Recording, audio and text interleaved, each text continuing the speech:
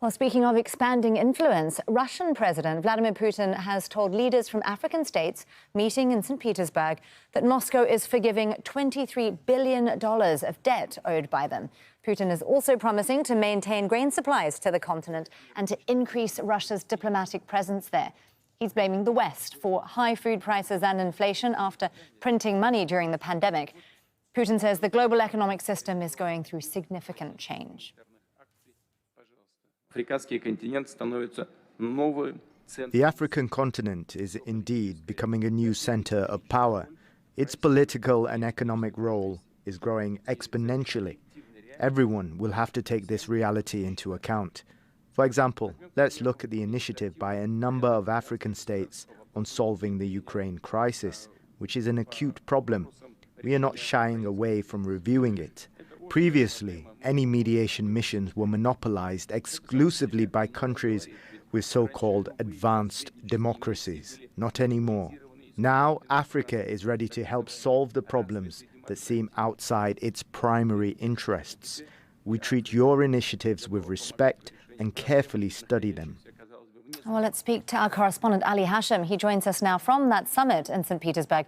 Ali, some very interesting rhetoric there today from Putin. What do you make of the tone? Well, Anastasia, it seems very clear that Putin and Russia are setting their priorities for the next several years. Africa now isn't just a place to invest or just a place to have security presence or a place to have diplomatic ties. There are plans for Africa, and this is what Putin said in his opening speech yesterday. He made several initiatives, and today it's clear also from his second speech.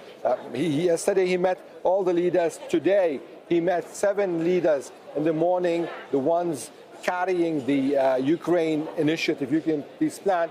And now he's, at this time, meeting all the leaders once again. So 3 meetings with all the leaders of Africa, or most of the leaders who are attending, 17 leaders out of 54.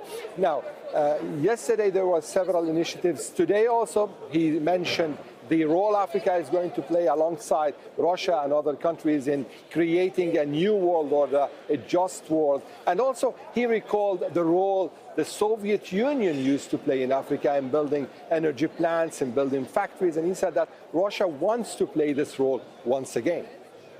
Ali, do we have a sense of Moscow's intentions behind the many gestures of goodwill that have been announced? Well, it's the struggle for Africa, the big struggle for Africa.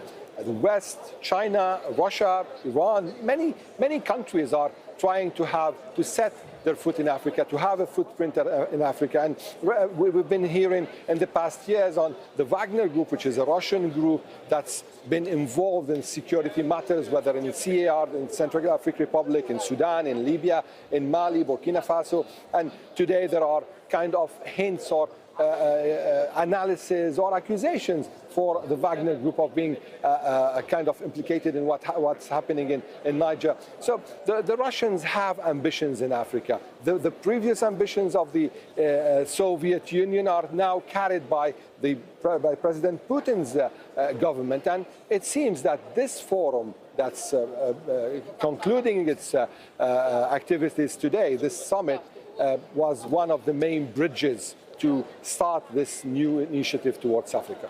Very interesting times. Ali Hashim there at that summit for us in St. Petersburg. Thank you, Ali.